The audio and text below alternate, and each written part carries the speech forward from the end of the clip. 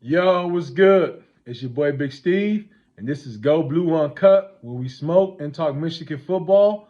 So let's get into it. So Michigan dominated Indiana 52 to 7, moving on to 7 and 0, 4 and 0 within the Big 10. Overall dominant performance on both sides of the ball. Outside of the first two drives, the first possession we came out, Coastal Loveland had the drop.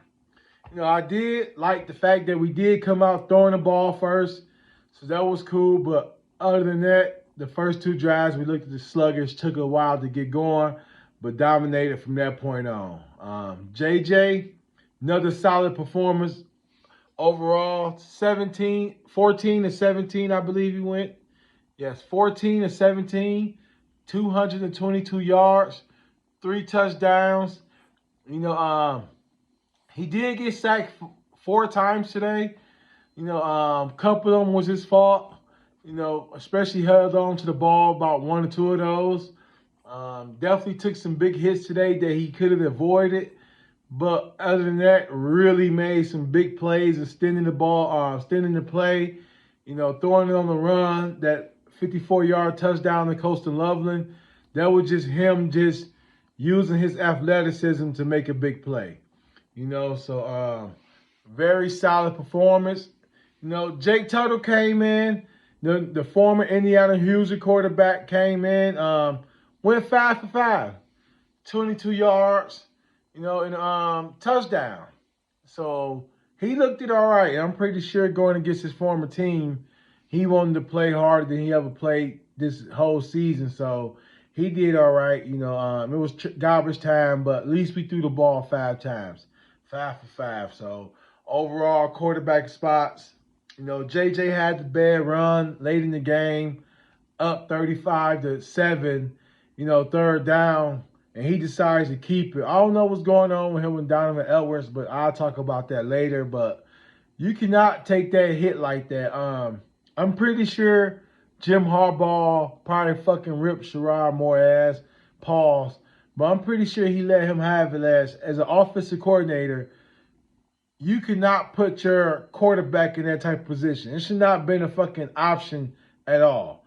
Either hand it off or a quick pass. And he can't. When he came down on that shoulder, I'm pretty sure everybody was thinking the same thing I was thinking. What the fuck are we doing? But other than that, the first two drives in that, he dominated like he does. Running game, a total of 163 yards. Benjamin Hall led us 9 carries, 58 yards. They said he had a touchdown, but he didn't. He really looked dominant, man. Big dude, freshman, true freshman. I really look forward to seeing him, probably him and Khalil Mullins in the backfield next year. Because Blake Corum, 13 carries, 52 yards, 2 touchdowns. He looked like Blake. He made some big runs where he looked it real good. He looks healthy. Donovan Edwards, 9 carries, 20 yards. Got his first touchdown of the season. But on that one drive, with Blake Corum got his second touchdown, it was not a good look. You can tell Donovan Edwards really wanted to finish off that drive. He was trying to tell him hurry up and snap the ball, keep the players on the side, no sub, don't sub them out. But they call a timeout, I believe, and Blake Corum comes in, and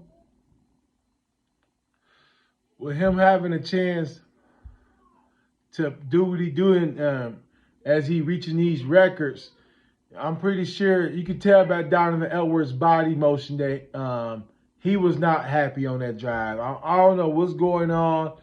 Even in the first quarter, it was basically all Blake Corum the whole first quarter. I don't know if Donovan Edwards probably not going hard at practice. Was Mike Hart probably trying to send a point to him? But that drive right there where Donovan Edwards probably had his best drive of the season and not being able to finish off that kind of was not a good look in the running back room.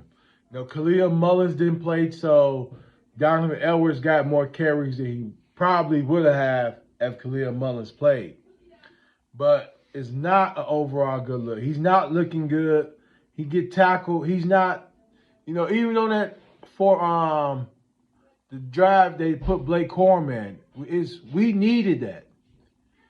This dude, Blake, he's carrying one or two dudes in the end zone. He's carrying people. When Donovan Edwards get tackled, it's one person, one arm tackle. And we 7 weeks in. He's a home run hitter. He's good third down back, but he hasn't proven that he can carry the ball consistently, in which that's not a good situation to be in. I still think he's a playmaker, and we still need to get him the ball. But Khalil Mullins and even Benjamin Hall today looked it better running behind that offensive line than Donovan Edwards did. So right now, he's basically looking like our fourth running back. If he didn't have the year he had before, he would be our fourth running back right now. Simple as that. So he still got time to turn it around. We got Michigan State coming up. We got back coming up. So he still got a chance because right now he was looking like maybe a second round draft pick next year. Do it all type running back. But right now he's looking like he needs to be at Michigan next year. So overall, good performance by the running back core, but Donovan Edwards not having the season we all projected for him, or we all hoped. Receiving core, Colston Loveland, 3 catches, 80 yards, a touchdown. Outside of that first drop of the game, he really looked good. Tyler Morris, 4 catches, 54 yards. Donovan Edwards did have 2 catches for 33 yards. A.J. Burner had a big catch, a catch for 18 yards. And like I said, Cornelius had a big catch on third down on that drive that kind of changed the game. So Samaji Morgan had the 1 catch, 7 yards for the touchdown. He's a beast. He's a dog. I really like the freshman receiving core we got going right now.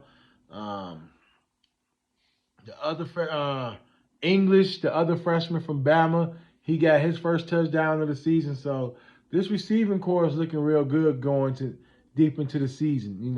Hoping we can get Clemens back, get him healthy. But we have some weapons at receiver that I feel good going into this stretch with Michigan State and all these state schools in Maryland coming down the stretch. So receiving core definitely did a good job today. Then defense, everybody looked good. Dominated. D-line dominated. The only concern I have is Junior Colston is not that fucking dude. He's in the same boat as Donovan Edwards. He's not that dude. He got exposed last year against TCU where he's not a thumper in the middle. We saw Mike Barrett consistently blowing up shit. When he blitzes, he gets to the quarterback. He's making plays in the backfield. And when Junior Colston, he's just waiting on shit to come to him. He's in the wrong hole, wrong gap a lot of times. He's out of position. Most of his tackles come where everybody's already got somebody surrounded, and he just happened to get to the guy first. Ernest, the Hausman, I can't say his name worth shit, but the transfer from Nebraska, him and Mike Barrett look like a way better linebacker core than having Junior Colston in. Like, he's getting numbers whereas he's not making that big play. He's not a thumper. He's not the thumper that we thought he'd be. Mike Barrett,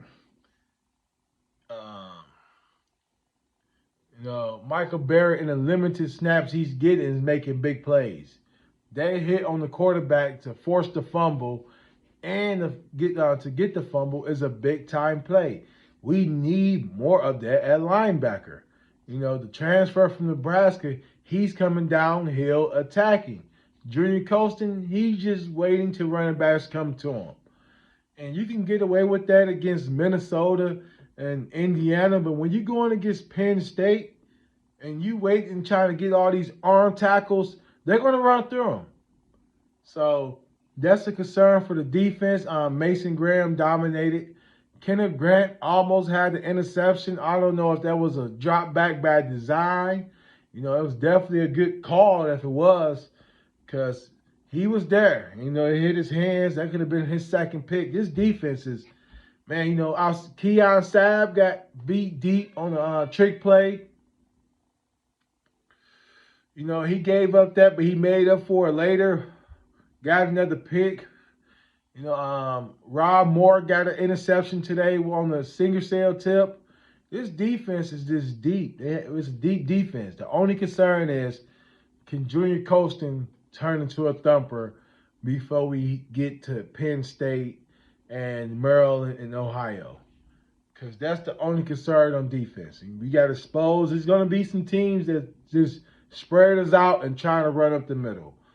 I think Mason Graham and Kenneth Grant and that front D is doing a good job of keeping him from getting exposed.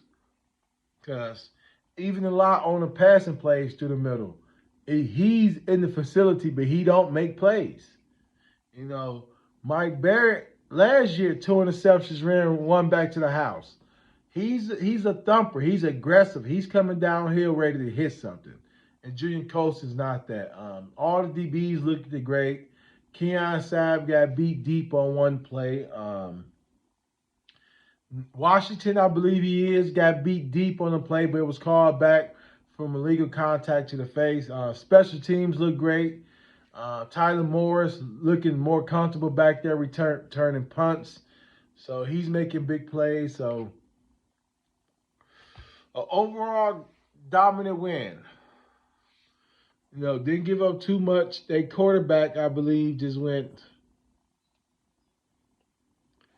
7-13 for 52 yards.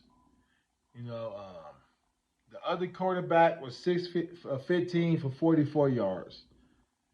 So gave up a total of 140 passing yards and 92 rushing yards. So that's a good as overall game. So dominant performance, both sides of the ball.